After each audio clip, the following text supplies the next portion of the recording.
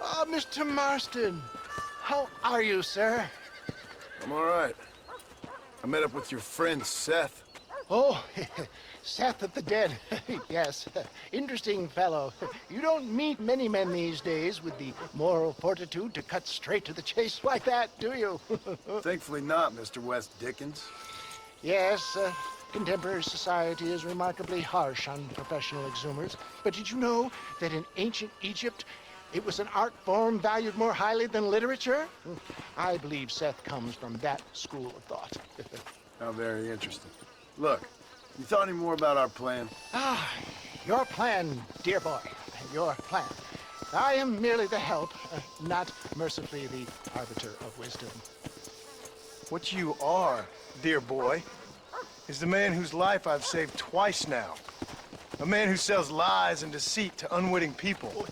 A man who, if he doesn't help me, I won't think twice about putting a bullet through his skull, feeding to the vultures myself. You see, Mr. Marston, you have the exterior of a violent man, but the soul of an angel, and that is what I think I cherish most about you. That's what I thought. But before we can attend to your particular problems, we need some extra lubricant to oil the machinery of business. And this being America, that lubricant with which we concern ourselves is money. Money? What are you talking about? Oh, we need weapons. Armor plate for the wagon, extra hands, and I need some danger money. So, let's sell some more of these cures. Sell cures? Around here? Do you want to see me lynched? Oh, no, the sport of kings. Racing, my friend. The sport of kings. A noble activity without reproach. Exactly the kind of activity where a lying, cheating degenerate like myself can prosper. But come, let's finish the loading and we'll discuss it as we drive.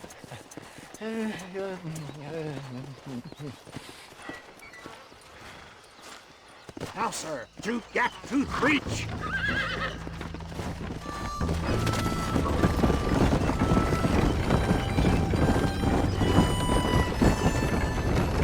Seth is an interesting fellow, is he not? I wouldn't say interesting, more deeply disturbed. I can see why you two get along. I see the good in everybody, John. It's a flawed mind. I have a soft spot for life's flotsam and jetsam. Connection with him, more like. You and Seth have a lot in common. You both rob people for one. Mind you, at least he waits until they're dead. Oh, my dear boy. Nobody is more critical of drinkers than a drunk who's mended his ways. What are you talking about? Come on now, John. I've heard about you. You spent your life robbing people. It's a little inappropriate to be taking the moral high ground now. I had the courtesy to put a gun in their face. Whatever helps you sleep easily at night. We stole from those who had too much. Tried to give to those who had too little. A Robin Hood with spurs. Oh, romantic.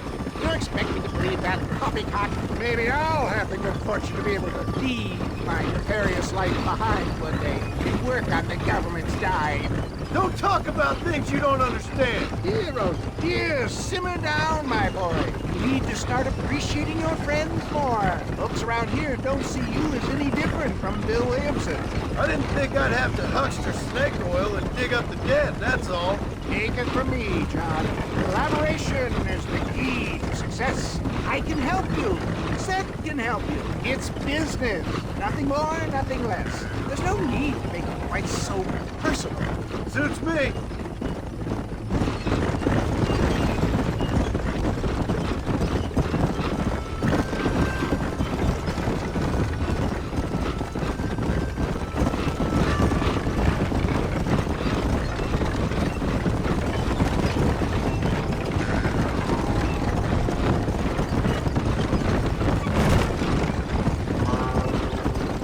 Anyway, John, we must talk about the race.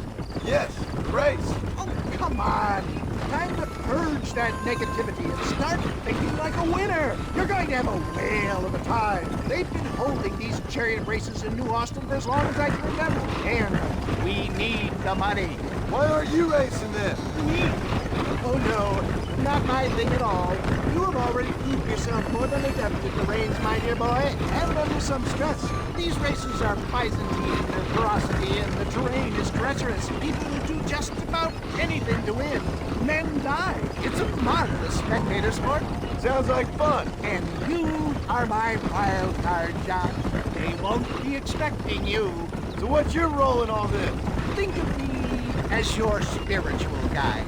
Do I have to? You are a free man, of course, but I strongly recommend it. Imagine, just today, you are not an aging bounty hunter, and I am not an avant-garde business pioneer. No, sir. Today, we are gladiators. Motivation, dear boy. I'm definitely feeling motivated to get the hell out of here.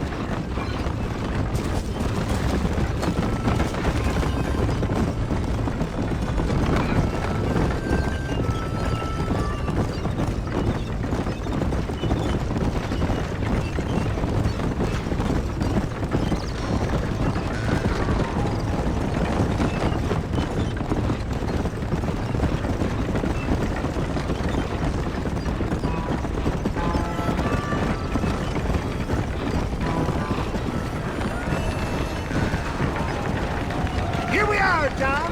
Gap Tooth Breach.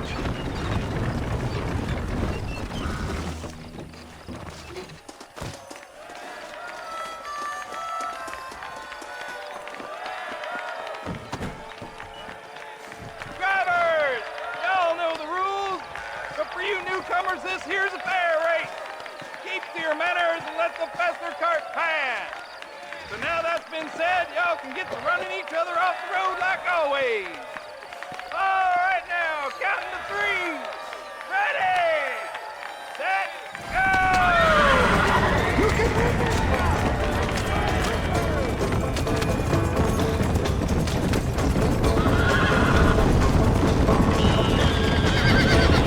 Up to you at the end.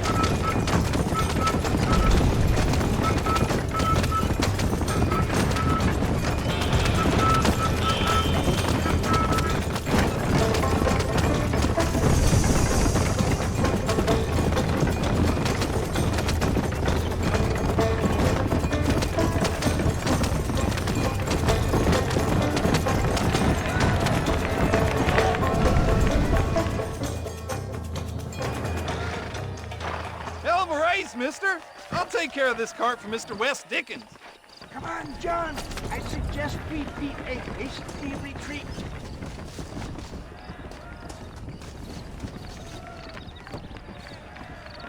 Right, best remove ourselves from the stage before somebody decides they want their money back. Fine by me. Wasn't that fantastic? The cheers of the crowd, the thunder of the wheels. The falling rocks, the homicidal maniac. Oh, come on, John. Even a cold-hearted misanthrope like you must have found that just the tiniest bit exhilarating.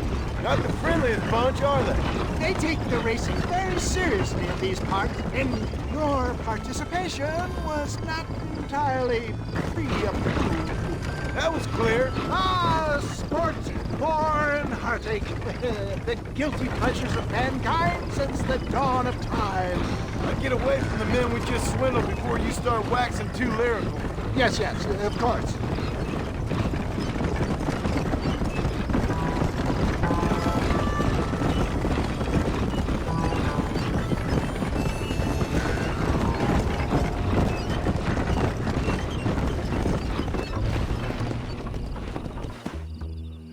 Well done, sir. Well done. Having you as a ringer has netted us a fine profit. We seem to be wasting time, old man. Oh, patience, my friend. The Trojan horse cannot run before it can walk, if you'll forgive the metaphor. Next, we need to procure some grand and overwhelming firepower. And for that, you need to contact an old friend of mine. Goes by the name of Irish. Irish. Yes, he's an interesting kind of fellow. He usually can be found in Armadillo or some other town around here on some bacchanalian revel or such. Great. An alcoholic arms dealer. What could be better?